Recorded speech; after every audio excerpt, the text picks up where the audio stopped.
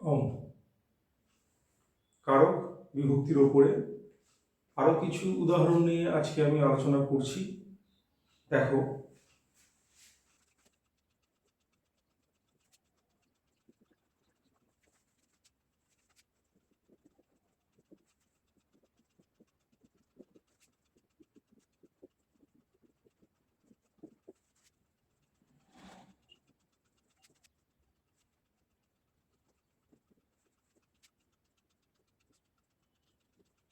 এবারে দেখো, খেয়াল করে, বেশিরভাগ পরীক্ষায় এই দুইটি এক্সাম্পল দিয়েই এসে থাকে। একটি হচ্ছে প্রাসাদাৎ পশ্যতি রাজা, অর্থাৎ প্রাসাদ থেকে রাজা দেখছেন। অন্যটি হচ্ছে আসনাৎ অবলোকয়তি পুরোহিতঃ, আসন থেকে পুরোহিত, এক্ষেত্রেও মানে দেখা, এই অর্থেই বোঝাচ্ছে। আসন থেকে পুরোহিত দেখছেন। এখন খেয়াল করে দেখো, এই দুইটি এক্সাম্পল পরীক্ষায় খুব আসে। আমরা এদের ক্ষেত্রে অ্যান্সারটি কিভাবে লিখতে পারি। আচ্ছা দেখো, লবলোপে কর্মণ্যধিকরণে চ, কর্মণি প্লাস অধিকরণে, এখানে সন্ধি আছে, কর্মণ্যধিকরণে চ। এখানে খেয়াল করে দেখো, এই যে বলা হচ্ছে লবলোপে কর্মণ্যধিকরণে চ, এর মানে কি? এর মানে হচ্ছে, আমরা দেখবে সংস্কৃতে পড়েছি একটি কৃত প্রত্যয়, ল্যাপ প্রত্যয়, ল্যাপ অথবা ল্যাপ প্রত্যয় আর কি। তো এর মানে হচ্ছে বাক্যে এই ল্যাপ প্রত্যয় ছিল, কিন্তু সেটি লোপ পেয়েছে, বাদ চলে গেছে, আর যার ফলে কর্মকারকে অথবা অধিকরণ কারকে পঞ্চমী হয়েছে। একটু ভালো করে শোনো, আশা করছি বিষয়টা তোমাদের একদম ক্লিয়ার হয়ে যাবে। লবলোপে কর্মণ্যধিকরণে চ, অর্থাৎ বাক্যের মধ্যে ল্যাপ প্রত্যয় প্রয়োগ ছিল, কিন্তু যেহেতু সেটি লোপ হয়ে গেছে, অর্থাৎ বাক্যে এখন আর ল্যাপ প্রত্যয়ের প্রয়োগ নেই, ফলস্বরূপ যেটা কর্মকারক হওয়া উচিত ছিল, অর্থাৎ কর্মে দ্বিতীয়া, অথবা যেটা অধিকরণের সপ্তমী হওয়া উচিত ছিল, সেটি এখন পঞ্চমী হয়েছে। আচ্ছা, প্রথমত এটি সূত্র নয়, এটি হচ্ছে বার্তিক। তাই দেখো লেখা আছে, ইতি বার্তিক অনুসারে লাভ প্রত্যয়ান্ত ক্রিয়াপদ উজ্জ থাকায় কর্মে অথবা অধিকরণে পঞ্চমী বিভক্তি। তোমাকে এক্সাম্পল দেখে বুঝতে হবে এখানে কর্মে পঞ্চমী হয়েছে নাকি অধিকরণে পঞ্চমী হয়েছে। সেটা দেখার কি নিয়ম, আমি সেটাও বলছি, এবার ধীরে ধীরে দেখো। পরীক্ষায় দেওয়া থাকবে প্রাসাদাৎ পশ্যতি রাজা। আচ্ছা, আমরা বুঝতে পারছি মেইন শব্দ কি? মেইন শব্দ হচ্ছে প্রাসাদ, সেখান থেকে হয়েছে প্রাসাদাৎ, নর থেকে নরাত, একই রকম প্রাসাদ থেকে প্রাসাদাৎ, নর থেকে নরাত, এটি হচ্ছে অপাদান কারকে পঞ্চমী। সুতরাং যদি মনে হয় আমি কিছুই লিখতে পারছি না, আমি একদম শর্টে লিখতে পারি যে এখানে অপাদান কারকে পঞ্চমী হয়েছে। আচ্ছা, যদিও এভাবে না লিখে আমরা গুছিয়ে লেখাটাই আমার যা মনে হয় ভালো। আচ্ছা, খেয়াল করে দেখো, যাকে আমরা বলছি প্রাসাদাৎ পশ্যতি রাজা, প্রাসাদাৎ, এই বাক্যটির মধ্যে ল্যাপ প্রত্যয় প্রয়োগ ছিল। কি রকম ছিল? দেখো লেখা আছে, প্রাসাদং আরুহ্য পশ্যতি রাজা, অর্থাৎ প্রাসাদে উঠে রাজা দেখছেন। তাহলে পুরো বাক্যটি ছিল প্রাসাদং আরুহ্য পশ্যতি রাজা। এর মধ্যে দেখো আরুহ্য, আপূর্বক রুহ ধাতু ল্যাপ প্রত্যয়, মানে ওঠা আর কি। তাহলে এই বাক্যে একটি ল্যাপ প্রত্যয় প্রয়োগ ছিল, যার ফলে প্রাসাদ তখন কর্ম ছিল, প্রাসাদং, এটা কর্মে দ্বিতীয়া ছিল। কিন্তু যেহেতু পরীক্ষায় দেওয়া থাকবে প্রাসাদাৎ পশ্যতি রাজা, এক্ষেত্রে খেয়াল করে দেখো এই ল্যাপ প্রত্যয় প্রয়োগটা নেই। অর্থাৎ লোপ হয়ে গেছে।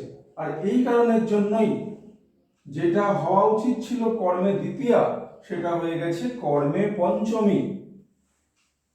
আবার দেখো আসনাৎ অবলোকয়তি পুরোহিতঃ, এটিও পরীক্ষায় খুব থাকে। আসনে, আসন থেকে পুরোহিত দেখছেন, আসলে এই বাক্যটির মধ্যেও ল্যাপ প্রত্যয় ছিল। সেটা কিরকম? আসনে উপবিশ্য, অবলোকয়তি পুরোহিতঃ মানে আসনে উপবেশন করে, আসনে বসে পুরোহিত দেখছেন। এখানে খেয়াল করে দেখো উপবিশ্য, উপপূর্বক বীজ ধাতু ল্যাপ প্রত্যয়, উপবিশ্য উপবেশন করে বসে এই অর্থে। তাহলে এই বাক্যটির মধ্যেও ল্যাপ প্রত্যয় ছিল, কিন্তু পরীক্ষায় দেওয়া থাকবে আসনাৎ অবলোকয়তি পুরোহিতঃ। সুতরাং এই বাক্যের মধ্যে এখন আর ল্যাপ প্রত্যয়ের কোনো প্রয়োগ দেখতে পাচ্ছ না। ফলে যেটি আসলে অধিকরণের সপ্তমী ছিল সেটি হয়ে গেছে বিকল্পে অধিকরণের পঞ্চমী। তাহলে বিষয়টি আরেকবার শোনো। যদি মনে হয় যে এই সমস্ত বিষয়গুলো হয়তো বুঝতে অসুবিধা হচ্ছে, তাহলে এই বিষয়গুলোকে মনে না রাখলেও চলবে। পরীক্ষায় কেবল দেওয়া থাকবে প্রাসাদাৎ পশ্যতি রাজা, আর দেওয়া থাকবে আসনাৎ অবলোকয়তি পুরোহিতঃ। এই দুটি এক্সাম্পল দিয়েই থাকবে, অর্থাৎ এদের মধ্যে একটি থাকবে আর কি। তাহলে যখন আছে প্রাসাদাৎ পশ্যতি রাজা, আমরা এখানে বিচার করে দেখেছি এখানে ল্যাপ প্রত্যয় প্রয়োগ হলে এটা কর্ম হচ্ছিল, তাই আমরা এই ক্ষেত্রে অ্যান্সার লিখব কর্মে পঞ্চমী বিভক্তি।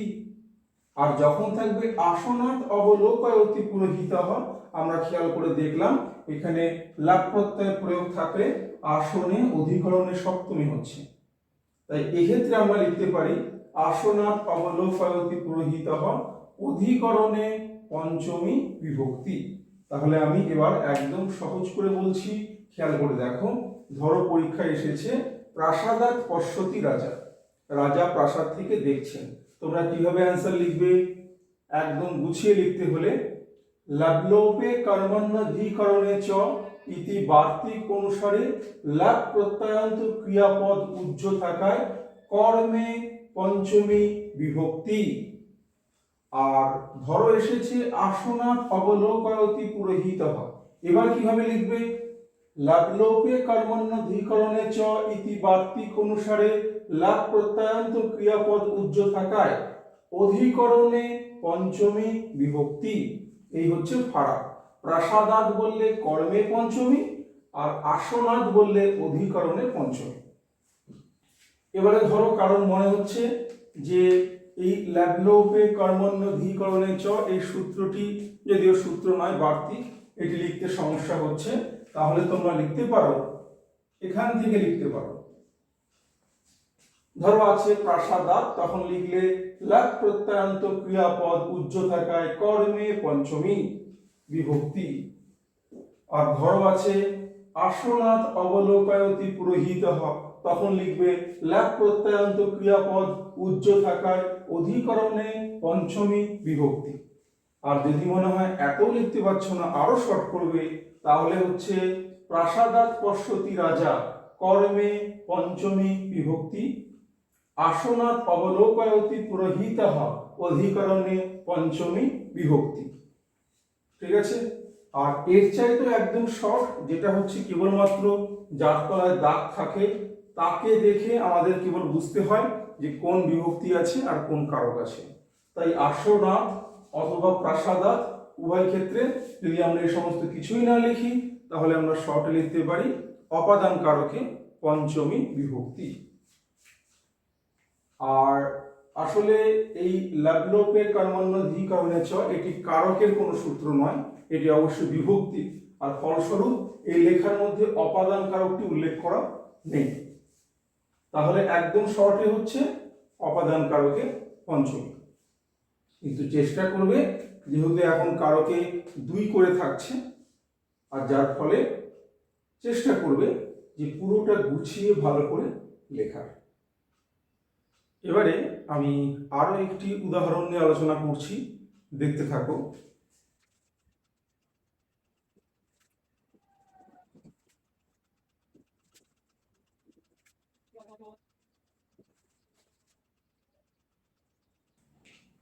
দেখো এখানে তিনটি উদাহরণ দেওয়া আছে।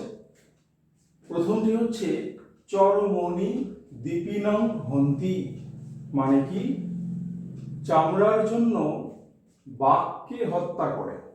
এখানে দীপিনং মেন শব্দটি হচ্ছে দীপি, এর মানে হচ্ছে ব্যাঘ্র, বাঘ। তাহলে চরমণি দীপিনং হন্তি, চামড়ার জন্য বাঘকে হত্যা করে। আবার খেয়াল করে দেখো কেশেষু চমরিং হন্তি, কেশ অর্থাৎ এখানে পশমের জন্য চমড়িকে হত্যা করে। দন্তয় হন্তি কুঞ্জরম, দন্তয় মেন শব্দ হচ্ছে দন্ত, ষষ্ঠীর দ্বিবচন। আবার সপ্তমীর দ্বিবচন করলেও হবে, এক্ষেত্রে অবশ্যই সপ্তমীর দ্বিবচনেই আছে। আচ্ছা, দুইটি দাঁতের জন্য কুঞ্জরম, এর মানে হচ্ছে হাতি, ঠিক আছে, কুঞ্জর এর মানে হচ্ছে হাতি। তাহলে এই যে কুঞ্জর এর মানে হচ্ছে হাতি, হাতিকে হত্যা করে, দুটি দাঁতের জন্য হাতিকে হত্যা করে।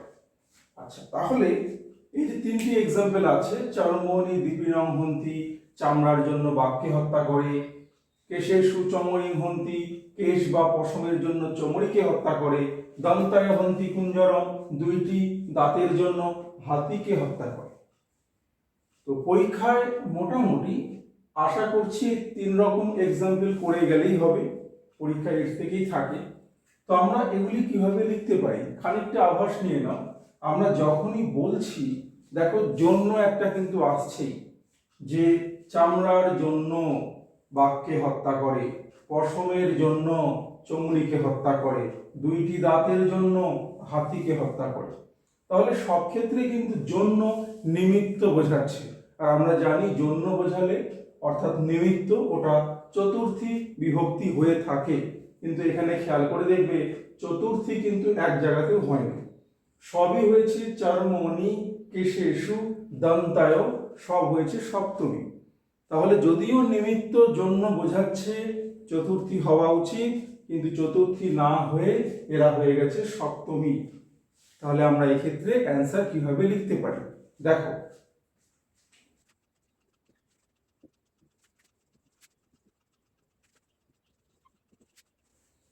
দেখো তাহলে লিখতে পারো এইরকম যখনই এক্সাম্পল আসবে পরীক্ষায়, এই তিন রকম থেকেই থাকে, যখনই আসবে অ্যান্সার লিখবে নিমিত্তাৎ কর্মযোগে ইতি, বার্তিক অনুসারে কর্মযোগে নিমিত্তে সপ্তমী বিভক্তি। পুরো গুছিয়ে লিখলে তোমরা এটাই লিখবে। আর একে একটু শর্ট করতে গেলে যদি মনে হয় যে আমি বার্তিকটা ঠিকঠাক লিখতে পারছি না, তাহলে হচ্ছে চর্মণি কেশেষু দন্তয় যাই থাক না কেন তোমরা শর্টে অ্যান্সার লেখো কর্মযোগে নিমিত্তে সপ্তমী বিভক্তি। আমরা এভাবেও লিখতে পারি। আরেকটি উদাহরণ নিয়ে আলোচনা করছি, দেখো যেটা পরীক্ষায় কম বেশি আসে খুবই।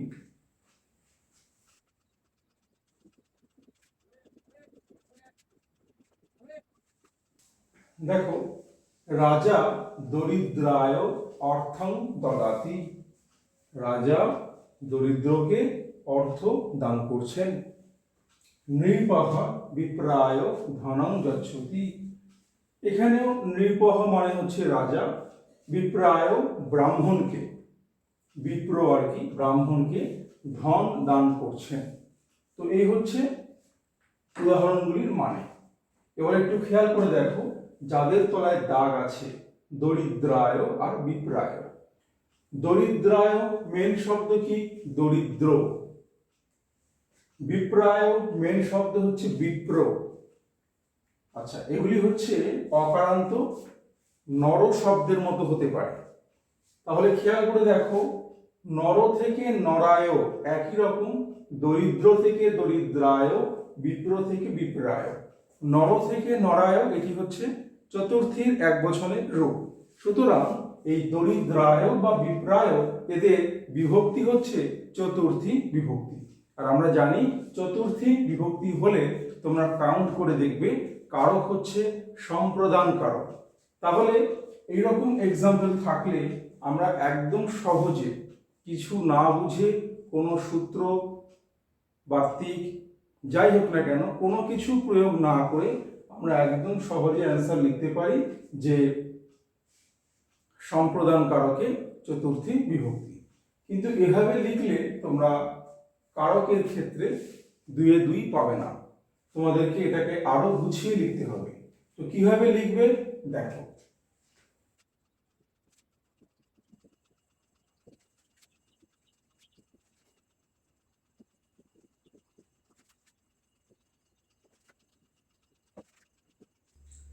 দেখো এখানে দুরকম এক্সাম্পল দেওয়া আছে মানে অ্যান্সার লেখার ক্ষেত্রে।